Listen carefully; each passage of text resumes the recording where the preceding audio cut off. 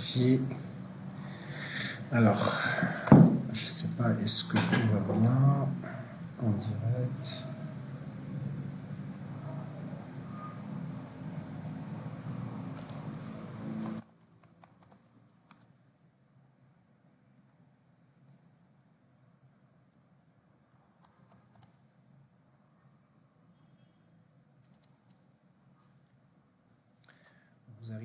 Vous arrivez à m'entendre?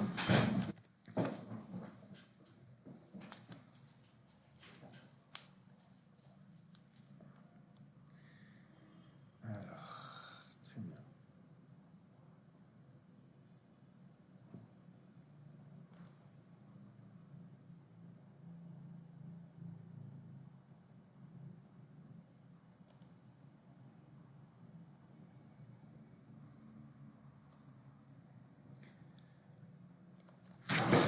Alors, ala barakatillah. Tout d'abord, bonjour. Jumu'ah Mubaraka. C'est Sti. Voilà, en fait, ravi encore une fois de participer à Qaraya Ftar avec une nouvelle thématique qui me semble en fait très importante de nos jours. Tout le monde en parle, quoique en fait cette thématique était là il y a une dizaine, voire même en fait une quinzaine d'années. Il a pris de l'ampleur dernièrement. On va en discuter, on va en fait en parler. Voilà. Alors la thématique, tout simplement, il s'agit en fait de système d'information en ressources humaines, ce qu'on appelle le CRH. D'accord? Alors, si vous permettez, on va expliquer un petit peu le contexte global, d'accord, du CRH. On va le définir. Je vous donne en fait le programme. Ça va être destiné en fait justement pour les étudiants pour avoir les prérequis, quelques notions de base sur le système d'information en ressources humaines. C'est vrai en fait dans les volets RH, le recrutement, la formation, la gestion de carrière, la rémunération, le système d'information en ressources humaines aussi, c'est un module, c'est une thématique importante et parfois ça peut faire l'objet, je dirais, d'un poste à part. Si on parle d'un poste de chef de projet CRH dans des structures dernièrement, on va parler en général sur l'organisation en mode projet, d'accord, concernant le CRH, d'accord. Alors, comme je disais, en fait, dans un premier temps, on va le définir. On va définir ce que c'est. Dans un premier temps, ce que c'est un système d'information, tout court, d'accord. Et par la suite, on va un petit peu ajouter l'aspect RH au système d'information. Pour répondre à quoi exactement? La finalité, après en fait les enjeux, c'est très important. Et on verra bien sûr dans la deuxième séance, la semaine prochaine, Inch'Allah, la mise en place. C'est très important. C'est qu'aujourd'hui, on va définir, on va parler du système d'information. Et la deuxième partie, on verra pas à pas comment on peut mettre en place un système d'information, ou bien quelles sont les grandes lignes, ou bien les étapes pour la mise en place d'un système d'information en ressources humaines et le réussir, bien entendu. Et la troisième partie qui me semble très importante, c'est le rôle et mission du chef de projet CRH. D'accord? C'est-à-dire aujourd'hui, comme vous pouvez le constater, le mode, ou bien le monde en général, il s'organise en mode projet.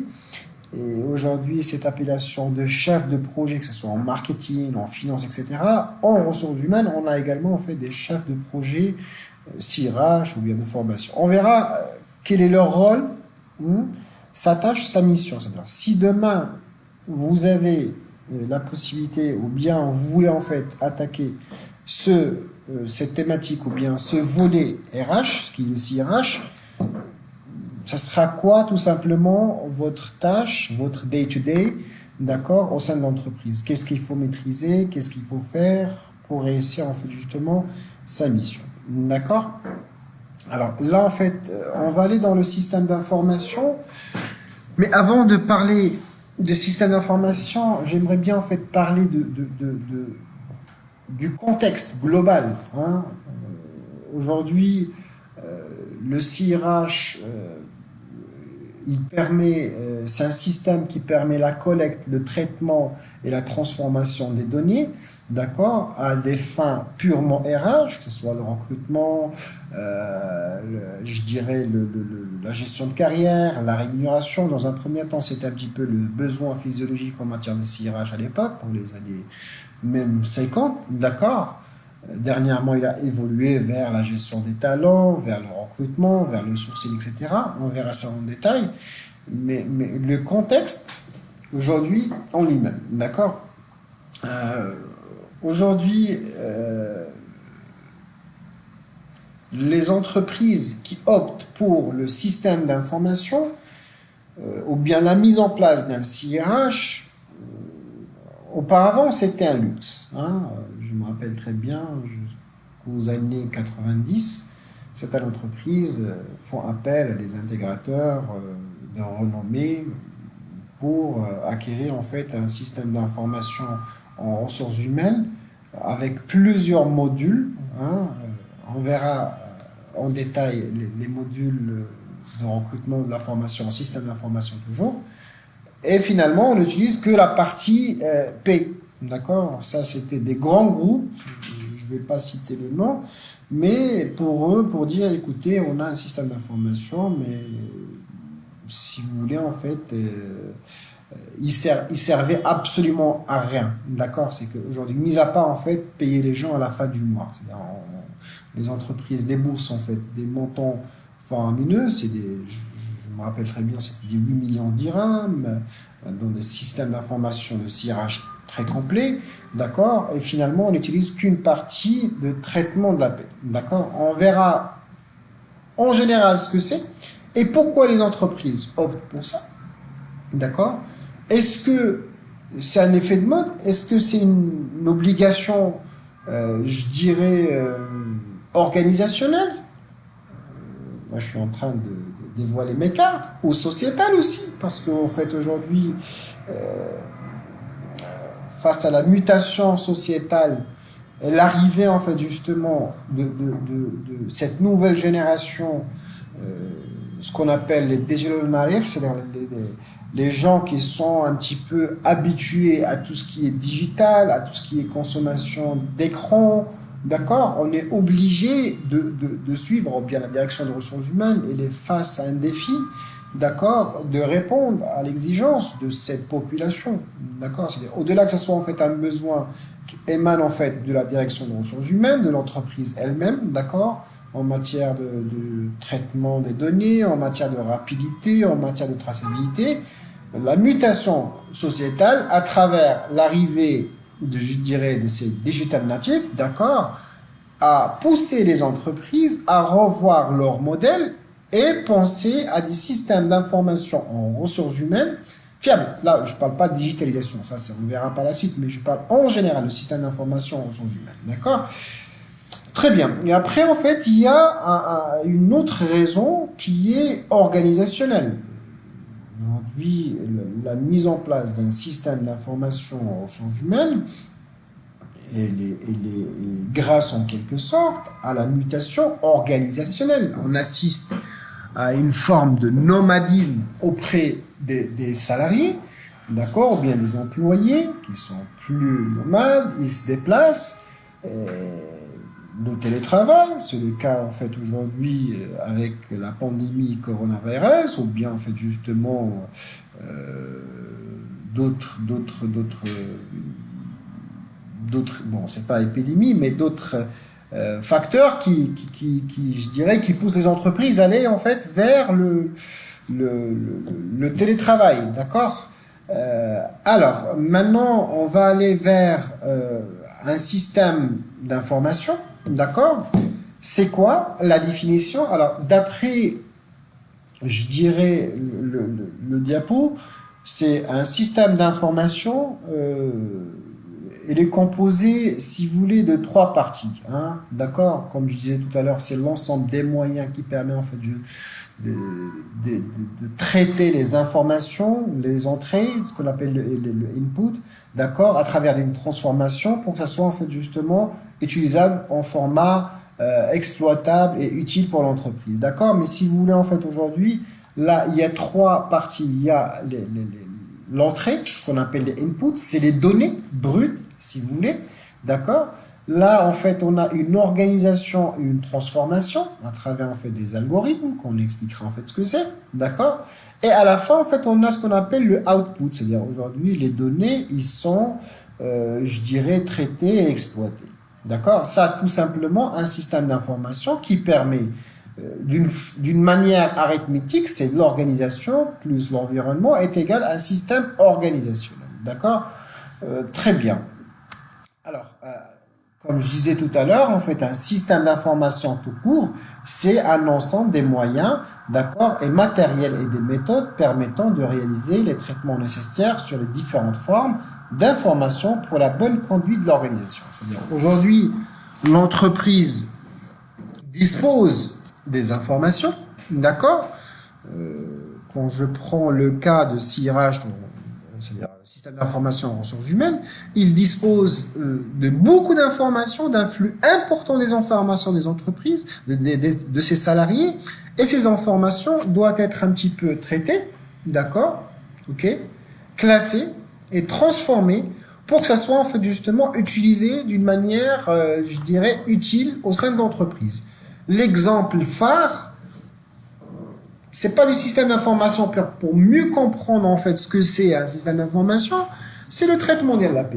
Le traitement des LAP aujourd'hui, un collaborateur quand il intègre, d'accord, aujourd'hui, il ramène son dossier, je dirais, d'admission avec ses derniers bulletins de paie. On a en fait le salaire qu'on a négocié avec lui. On a sa carte d'identité nationale. On a son acte de mariage. On a en fait l'acte de naissance de ses enfants, éventuellement, ou bien au cas échéant. Toutes ces informations, c'est les données, hein, des informations qui doivent être en fait traitées, transformées à travers une moulinette. D'accord, à travers un algorithme, qu'on verra ça en détail, d'accord, pour qu'à la fin du mois, on rassemble tous ces éléments-là, d'accord, pour les mettre sous forme de bulletin de paie ou bien virement de salaire. Vous voyez ce que je veux dire? Très bien. Alors, ça, c'est un exemple pour un petit peu illustrer le système d'information. Je dirais dans ses débuts, hein, dans le besoin physiologique qui est en fait aujourd'hui payer les gens à la fin du mois. Après, le système d'information en ressources humaines, avec le temps, il a pris plus de dimensions, il a pris plus d'ampleur. Et aujourd'hui, quand on parle de système d'information en ressources humaines, il ne se limite pas en fait justement au traitement de la rémunération des éléments de l'AP. D'accord? Il englobe en fait plusieurs aspects, tous les aspects si vous voulez en fait RH, à savoir le recrutement, l'intégration, je dirais la formation, la gestion de talent, la rémunération en général, c'est-à-dire aujourd'hui on n'est plus un petit peu avec une vision helicopter view, c'est-à-dire aujourd'hui on vise pas que la paix, c'est-à-dire on va aller au-delà de traitement de la paix, mais plutôt vers la compensation, vers la rémunération, d'accord. Et après, je dirais dans la sécurité des employés, dans les accidents de travail, c'est-à-dire le système d'information en ressources humaines, si vous voulez. Là, je vais un petit peu vous donner un aperçu sur l'ensemble des périmètres ou des champs où les ressources, où le système d'information peut faire, je dirais, apparition. Alors, je vais aller rapidement vers les domaines, d'accord? Par exemple, on parle des données personnelles des employés, on parle, quand je dis personnel, c'est l'âge, situation familiale, là où il habite, etc. Je dirais de la formation, les formations qu'il a déjà bénéficié, où il a son parcours professionnel, universitaire, d'accord, ses avantages sociaux, toutes ces informations peuvent être logées dans un système d'information RH qu'on va traiter par la suite. C'est ce qu'on va voir, comment le mettre en place. D'accord? Très bien. Alors, ça, c'est un petit peu une brève définition de système d'information, d'accord? Pour savoir l'utilité. On disait que c'est l'ensemble des méthodes et des moyens qui vont permettre de traiter des informations à l'entrée, ce qu'on appelle le input, à travers une transformation pour un petit peu les exploiter. Et l'exemple phare pour mieux comprendre, c'est traitement de la paix, mais j'aimerais bien qu'on ne s'arrête pas au traitement de la paix parce qu'on verra par la suite que le système d'information, il a pris en fait une ampleur et un point énorme qu'on est arrivé carrément aujourd'hui à un nouveau concept, c'est le Big Data HR Analytics. C'est-à-dire aujourd'hui, au début, on était dans un système d'information classique, un système d'information ressources humaines, et plus on avance, plus on creuse, plus on go in depth. Aujourd'hui, on parle carrément d'un système de big data, d'accord, en HR Analytics, qui est la tendance aujourd'hui en matière, je dirais, de traitement des données, d'accord. Très bien. Alors, là, je vais un petit peu parler des étapes, d'accord, mais non pas de l'implémentation, c'est-à-dire, on verra les étapes de cycle de développement d'un système d'information en général. Et ces informations, on va les calquer, on va les appliquer également en ressources humaines. D'accord? Là, un système d'information en général, il y a plusieurs cycles de développement. On verra 3. D'accord? Le premier, c'est ce qu'on appelle le modèle cascade. D'accord? On va étape par étape, step by step, d'accord? Premièrement, dans la définition de besoins, je dirais, de l'application, dans la conception, on verra ça en détail la prochaine séance, l'implémentation, d'accord? C'est-à-dire l'intégration aussi, le test ou bien le testing, avant d'aller vers le go live et l'expérience user ou bien l'utilisation et la maintenance, d'accord? Alors, mais dans un premier temps, j'aimerais bien en fait vous parler aujourd'hui d'un concept, c'est la valeur de l'information contre son coût. D'accord? Alors, pourquoi les entreprises optent pour un système d'information? Parce que manuellement, on ne peut pas s'en sortir. D'accord? C'est-à-dire, vu l'exigence des employés dernièrement, parce qu'un salarié, il demande plus de congés séparés qu'il y a longtemps. Là, on pouvait en fait prendre un seul congé dans l'année, c'était en fait reconnu au mois de août. D'accord? Des attestations pour déplacement en fait à l'étranger, 2 ou 3 fois par an, je sais pas, l'acte de naissance, les allocations, les dépôts de dossiers maladie, ce qui fait cette, comment dirais-je, cette interaction qui est devenue de plus en plus importante entre employés et employeurs, il a mis un petit peu l'oreille à la puce en fait, la puce à l'oreille pardon, aux employeurs de se dire aujourd'hui comment je peux m'organiser et répondre efficacement et d'une manière efficiente aussi, d'accord, sur les demandes de mes collaborateurs. Sinon, il y aura en fait une frustration.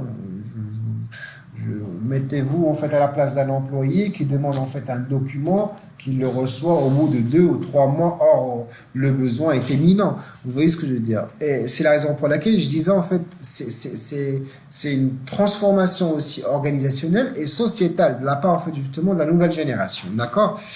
C'est la raison pour laquelle on pense à un système d'information qui va un petit peu résoudre en fait cette problématique, qui va être industrialisé, d'accord, qui va être, je dirais, efficace et répondre, je dirais, aux besoins et aux attentes des collaborateurs, d'accord? Mais avant d'aller vers les différentes étapes de cycle de développement d'un système d'information générale, j'aimerais bien vous coûter, en fait, vous montrer combien ça coûte une information par rapport à sa valeur au sein de l'entreprise.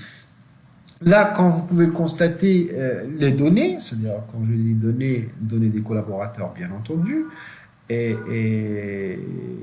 aujourd'hui, là, ça peut être en fait justement son âge, ça peut être en fait civilité, son état de santé, ses diplômes, tout ça, c'est des données du collaborateur. Vous voyez ce que je veux dire? Et après, en fait, versus la valeur de ces données-là pour l'employeur. D'accord? Bien, pour l'entreprise qui va engager en fait justement ce salarié-là. Ce qui fait plus on récupère des données, plus leur coût, il est important, quand vous pouvez le constater. Là, en fait, la valeur, je dirais, des données, à certains moments, il va être, je dirais, tangente, d'accord? Mais son coût, c'est une fonction exponentielle. Ça veut dire aujourd'hui, pour traiter toutes les informations communiquées par le collaborateur, ça va coûter de l'argent et pratiquement ça va être impossible de le traiter manuellement. C'est la raison pour laquelle en fait la mise en place d'un système d'information est une obligation. Vous allez me dire en fait oui, mais à certains moments en fait la valeur d'information ils deviennent en fait tangents, ce qui fait à quoi ça sert.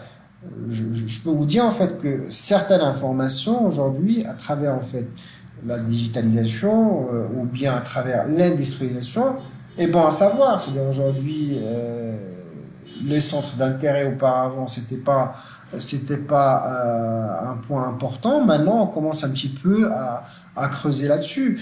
Maintenant, le référencement sur les réseaux sociaux, d'accord. Toutes ces informations, c'est des données, c'est des data que l'entreprise peut utiliser, bien sûr, en respectant en fait justement le privacy ou bien la loi 0908, d'accord, la protection de données du personnel, d'accord. Mais ce sont des données qui peuvent être utiles pour l'entreprise pour prendre telle ou telle décision. Aujourd'hui, une société aux États-Unis, ils proposent des CV, non pas de la façon classique qu'on connaît, tous avec nom, prénom, mais à travers des centres d'intérêt, à travers en fait les visites, à travers. Bien sûr, il faut respecter, comme je disais en fait tout à l'heure, le privacy, c'est-à-dire les données privées du collaborateur. Mais aujourd'hui, on présente un profiling, d'accord, d'un candidat autrement à travers les données collectées. Qu'est-ce qu'il a fait en fait le week-end? Qu'est-ce qu'il fait le week-end? Quelle fréquentation? Les informations, bien sûr, communiquées par le collaborateur lui-même. Et à travers ces données-là, on peut un petit peu, je dirais, c'est pas porter un jugement, mais avoir en fait une idée ou un enseignement de telle ou telle personne. D'accord? Je ne sais pas si vous êtes au courant que certaines entreprises aujourd'hui, ils recrutent à travers en fait un référencement Facebook en fait. C'est la raison pour laquelle dernièrement, il y a certains candidats en fait aujourd'hui n'étalent pas leur vie privée sur les réseaux sociaux, crainte de perdre leur poste ou leur futur poste avec leur futur employeur. Vous voyez ce que je veux dire? Ce qui fait en fait ces données-là, il faut qu'ils soient traités, d'accord? Et rappelez-vous en fait un système d'information, d'accord? C'est l'ensemble des méthodes et des données, d'accord, qui vont être traitées pour utiliser ou bien pour un intérêt général ou bien pour servir en fait l'entreprise ou bien le salarié, d'accord? Ils ont un coût, bien entendu, on verra. Maintenant, ça c'est un petit peu le coût, je dirais, de traitement de l'information. Aujourd'hui, avec la démocratisation, je dirais, de la technologie, il nous est plus simple de traiter ces données-là.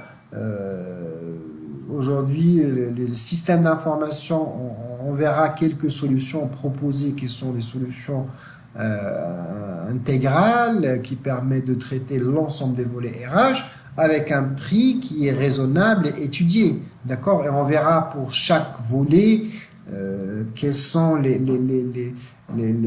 solutions proposées, que ce soit en fait logiciel ou bien ERP, d'accord, adéquat pour tel ou tel volet RH, d'accord? Très bien. Alors là, je reviens sur le système d'information et les étapes de cycle de développement. Aujourd'hui, le modèle qu'on va voir, c'est un modèle de définition, je dirais en cascade, qui commence par la définition de besoin. Et là, j'aimerais bien mettre l'accent sur le rôle, même si je vais anticiper, le rôle du chef de projet. J'ai vu durant ma carrière, ou là, durant même en fait des entretiens, qu'il y a des gens qui n'ont jamais touché à la technologie et qui espèrent, qui veulent en fait faire un poste de chef de projet CRH sur l'aspect fonctionnel. Il faut comprendre ça, c'est très important. C'est que c'est pas parce que vous n'êtes pas ingénieur, ok, que vous pouvez pas être chef de projet en CRH. Vous voyez ce que je veux dire? Pourquoi? Parce qu'on verra en fait aujourd'hui qu'il y a deux aspects dans la gestion de projet ou dans le système d'information. Il y a un aspect purement métier, fonctionnel, c'est la raison pour laquelle on parle en fait de système d'information en ressources humaines. Il y a un aspect technique qui nécessite, si vous voulez, qui exige même une connaissance, je dirais, approfondie en IT, en informatique en général. Mais j'ai recruté même, j'ai côtoyé des chefs de projet CRH, d'accord. Pourtant, en fait, aujourd'hui, ils n'ont jamais codé, ils n'ont jamais en fait interrogé des bases SQL, etc. Et pourtant, ils portent la casquette de consultant en CRH. Vous voyez ce que je dis? On verra en détail. Une fois qu'on va aller en depth, je dirais, sur la mise en place, d'accord, on comprendra que tout le monde, d'accord, peut être un chef de projet CRH, mais fonctionnel. Il y a des limites, d'accord? Ça commence par la définition du besoin, d'accord? La conception, l'implémentation, le test et l'utilisation ou l'experience user. Alors, pour un petit peu attaquer, je dirais, le CRH pour mieux le comprendre, on est censé en fait justement maîtriser quelques jargons propres à la gestion de projet utilisés dans le domaine de CRH et au sein de l'entreprise. Alors, premièrement, on parle de cahier de charge, d'accord? Je crois en fait la dernière séance de la formation, on a parlé de la cahier de charge pour la formation.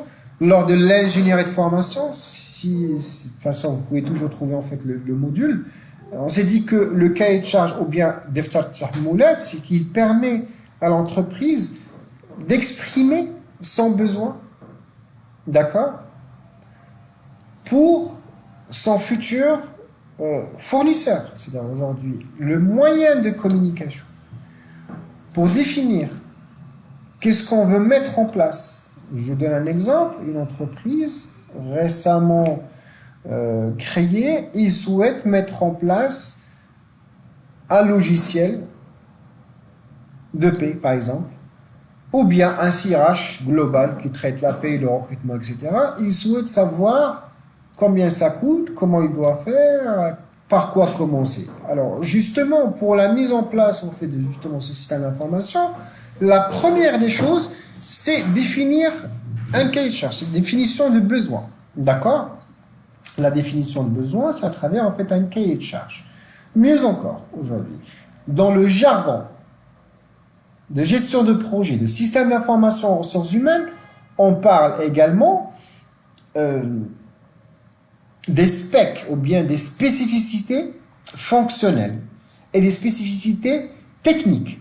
Alors, les spécificités techniques, en fait, pour les gens qui ne touchent pas au IT, ils ne sont pas concernés, mais pour les spécificités fonctionnelles, c'est toujours dans le cahier de charge, c'est que quels sont en détail, qu'est-ce que je cherche à satisfaire à travers cette solution. Je prends l'exemple de traitement de la paix qui est le plus simple. C'est aujourd'hui, je souhaite que mes salariés que je recrute, qu'à la fin du mois, je traite leur paix et je fais un virement et je déclare en fait ma CNSS et mon IR. Vous voyez ce que je veux dire? C'est ça mon besoin. Maintenant, en fait, les specs ou bien ce qu'on appelle les spécificités fonctionnelles, on va aller en détail pour chaque aspect. Quelles sont les contraintes qu'on a? Qu'est-ce qu'on cherche à travers cette solution? Quels paramétrages spécifiques on souhaite avoir? D'accord? Ok? Qu'est-ce qu'on veut résoudre comme problématique à travers cette solution? Parce que il se pourrait que, bon, le traitement de la paix, c'est un traitement classique. Hein. Je ne veux pas m'attarder sur le traitement de la paix parce qu'il n'y a pas que le traitement de la paix du système d'information, comme je disais tout à l'heure.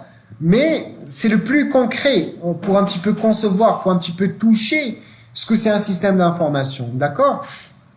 Il y a certains besoins qui sont standards, hein, besoins fonctionnels standards, traitement de la paix, on connaît en fait les taux, on connaît en fait aujourd'hui l'IR, combien il faut payer, etc.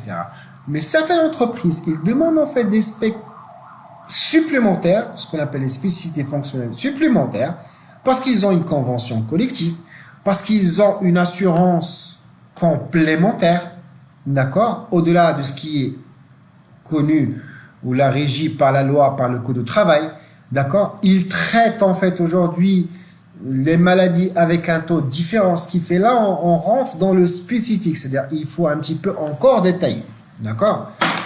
Je vous donne un exemple, tout court,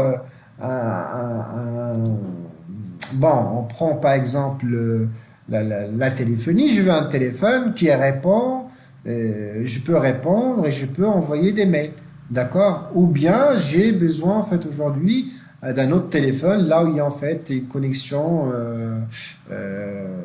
je dirais, plus approfondie. Il y a d'autres options qui me permettent en fait justement de me connecter à distance. Ça, c'est un besoin, si vous voulez, additionnel et spécifique, qui n'est pas standard. D'accord? Le standard, ce qui est connu et reconnu par toutes les entreprises, voilà, on le connaît, on a déjà en fait une offre, on peut vous la faire. Mais quand il s'agit en fait justement d'un besoin spécifique, il faut qu'il soit détaillé à travers un cahier de charge pour expliquer, d'accord, à votre futur fournisseur, ce qu'on appelle en fait justement les éditeurs, ou bien les intégrateurs. On verra ce que c'est la différence entre les deux, parce que c'est un jargon qu'il faut maîtriser. D'accord? Alors, on peut le dire tout de suite là, en fait, un éditeur, en fait, c'est le constructeur. C'est l'éditeur, c'est lui qui a édité, en fait, la solution. C'est le constructeur, si vous voulez, de la solution. Et l'intégrateur, si vous voulez, c'est lui qui l'intègre, mais qui l'achète à travers, en fait, justement, l'éditeur pour l'installer auprès de son client. D'accord? Ça, c'est un jargon qu'on verra par la suite. OK? Alors, lors de ce cahier de charge, il faut un petit peu, je dirais, détailler les spécificités en fait fonctionnelles standards et les spécificités en fait fonctionnelles additionnelles, ce qu'on appelle de spécifique, de sur-mesure. D'accord? Très bien.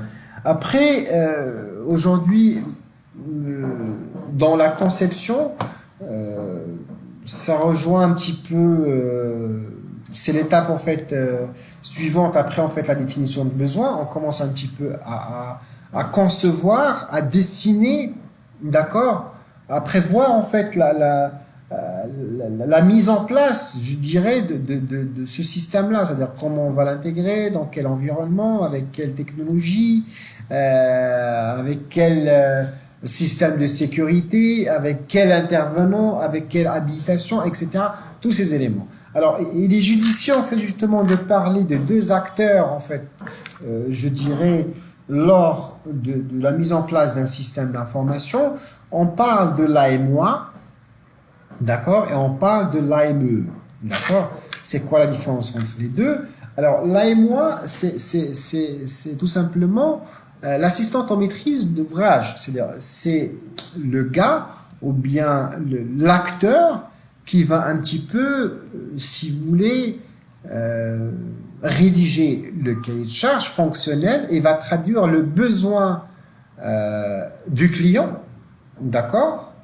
Je prends par exemple la direction des ressources humaines qui veut mettre en place un système d'information qui va définir qu'est-ce qu'il cherche. Il cherche en fait à traiter la paie, il cherche en fait à lancer des sessions de formation à travers le e-learning, il cherche en fait justement à avoir des reporting de la rémunération, il cherche en fait à gérer le workflow du recrutement à travers un ATS, Applicant Tracking System par exemple, d'accord? Tous ces besoins-là fonctionnels, qu'est-ce qu'on veut d'une manière concrète? Il n'y a pas de technicité, il n'y a pas de page noire, il n'y a pas d'environnement de développement, il n'y a pas de base de données. Là, aujourd'hui, on est en train de définir tout simplement qu'est-ce qu'on veut. On veut que ça réponde à telle problématique qu'on connaît. Que moi, salarié lambda, connais en fait justement cette finalité. Je veux être payé à la fin du mois. Je veux demander mon congé via en fait justement une plateforme. Je veux demander une attestation de travail sans me déplacer parce que je suis à Jafisfar et je dois partir en fait justement à Oujda, je ne sais pas, pour demander ça. Vous voyez ce que je veux dire? Ça, c'est un besoin que tout le monde le connaît. Le rôle-là, ou bien, l'acteur qui fait ce travail-là, il s'appelle AMO, assistante au maîtrise d'ouvrage. D'accord? Après l'AME, c'est le maître d'œuvre, c'est celui qui développe, hein, c'est le technicien, c'est le monsieur IT. Et le travail, la collaboration entre AMO et AME est très importante. Pourquoi? Parce que le premier, il traduit le besoin fonctionnel, d'accord, à travers en fait un cahier de charge. Il a la démarche, je dirais, de gestion de projet, de la mise en place en fait des systèmes d'information. Et le deuxième, grâce au cahier de charge fonctionnel, d'accord, à travers les specs fonctionnels, il va les rédiger pour dire, écoutez, pour avoir un traitement, d'accord, je dirais de la paie, il faut avoir un salaire de base, il faut avoir le nom de la personne, il faut les traiter, faire ces formules-là, interroger cette base-là, d'accord, pour que ça donne tel résultat, d'accord. Alors ça, c'est le premier modèle en cascade, c'est qu'on va crescendo, d'accord, c'est qu'on commence par la définition de besoin, la conception, l'implémentation, le test et l'expérience user. Ou bien il y a un autre modèle, d'accord, ce qu'on appelle le modèle en V, c'est qu'on commence par la définition de besoin, on descend au niveau de la conception, après conception des composants, le codage, quand on parle du codage, c'est le développement informatique ou bien la prod, d'accord, c'est pas la production en fait, mais plutôt en fait on produit, test des composants, test de système et validation et on revient. Ça c'est le modèle V pardon. Et après il y a un autre modèle qui est en spirale, c'est que on commence avec une petite idée, d'accord, avec une version 0 et on fait l'expérience client, on revient à la version 1, on fait l'expérience et comme ça on améliore en fait justement les versions. Aujourd'hui il y a pas mal d'entreprises qui le font et qui les logent sous forme ou bien méthode agile. Bon, la méthode agile il y a plusieurs composantes, mais c'est qu'on revient sur l'expérience client ou bien l'expérience user pour améliorer je dirais notre plateforme ou bien je dirais la solution en elle-même, d'accord. Cette méthode là parfois il a montré ses points forts comme il a montré en fait justement ses limites. Dernièrement il y a des entreprises qui optent pour cette méthode-là, avec d'autres méthodes, c'est le go-to-market. C'est que, par exemple, la CNCF, en fait, aujourd'hui, ils ont essayé un petit peu de réduire leur time to market au niveau des développements des solutions, je dirais,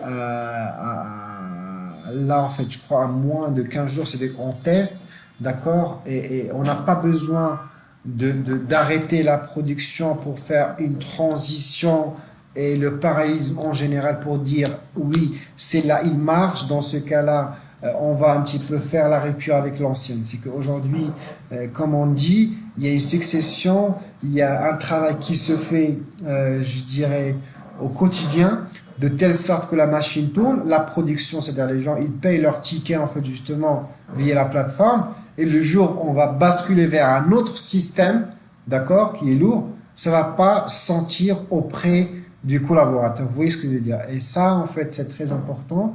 La plupart des entreprises pensent dernièrement à time to market. Je dire en fait, est-ce que ça va prendre une éternité pour faire sortir en fait un produit, on sait même pas en fait la pertinence, et voilà. D'accord?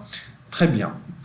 Alors, je reviens et je clôture en fait avec le dernier slide que j'ai déjà en fait soulevé, c'est le système d'information et son évolution. D'accord? Alors, le système d'information, au début, n'était pas lié aux ressources humaines. Il a été conjugué, si vous voulez, en fait, aux ressources humaines dans les années 90 et dans les années 2000 et jusqu'à aujourd'hui, en fait, on a vu en fait une prolifération en fait justement des réseaux sociaux. C'est ce qui a donné en fait un flux très important du data, d'accord. Et ces informations-là, d'accord, ils sont traités dernièrement si vous voulez, l'étape ultime ou la dernière étape ou la dernière génération en matière de traitement de données. C'est ce qu'on appelle le Big Data HR Analytics, d'accord? C'est à travers le Big Data, c'est des millions de données qu'on doit un petit peu interpréter, analyser et voilà, et prendre des décisions à travers. Voilà. Alors, comment ça va se passer? Ça, c'est un petit peu un bref aperçu sur le système d'information, d'accord? En système d'information en ressources humaines. La prochaine séance, on va aller en détail sur la mise en place, quels sont les outils, les tools, d'accord, pour la mise en place, un modèle d'un cahier de charge, c'est quoi un gain, les certificats qui vont avec, je dirais les méthodes utilisées, les Scrum Masters. On verra toutes ces informations qui vont nous aider à mettre en place un système d'information et le réussir aussi, c'est très important.